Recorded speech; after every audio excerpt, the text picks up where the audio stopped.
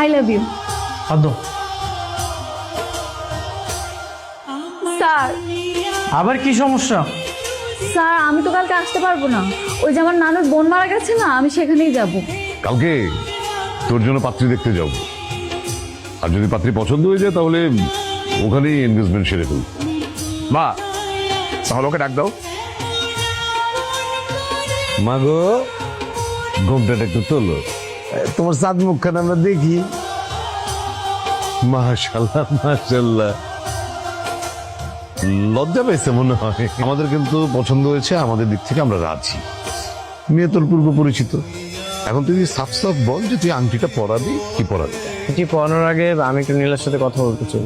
হায় আল্লাহ আল্লাহ, এটা কি হলো? শুভ স্যারের সাথে আমার বিয়েটা ঠিক হইলো? কতগুলা মিথ্যা কথা বলছি বানায় বানায়। তোমার নানির বোন নাকি মারা গেছে? সে ছোটবেলায় মারা গিয়েছে স্যার।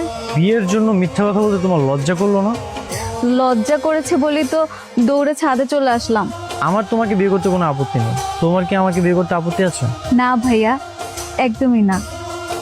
আমি তো মনে মনে ভাবছিলাম কান্না কার সাথে আমার বিয়ে ঠিক হবে, তাকে আমি ঠিকভাবে চিনতে পারবো কিনা, তার সাথে মানিয়ে নিতে পারবো কিনা। যখন দেখলাম আপনার মতো একটা হ্যান্ডসাম ছেলের সাথে আমার বিয়ে ঠিক হয়েছে, যাকে আমি আগে থেকেই চিনি, আমি তো অনেক খুশি হয়ে গেছি। আপনার মতো একটা ভালো মানুষের সাথে আমার বিয়ে হবে, সেটা ভেবেই আমার খুব ভালো লাগছে। কি সারা রাত তুই ঘুমাতে দিস না নাকি সারা রাত ফোনেই কথা বলেছিস? তারপর অফিসের কাজগুলো আমাকে একটু বুঝিয়ে দিলে তো পারেন, মাঝে মাঝে আমি আপনাকে হেল্প করলাম না হয়। এরপরে কি আমরা স্যার ডাকবো নাকি দুলা ভাই ডাকবো? স্যার ডাকবে না দুলাভাই ডাকবে সেটা বিয়ের পরে দেখা যাবে।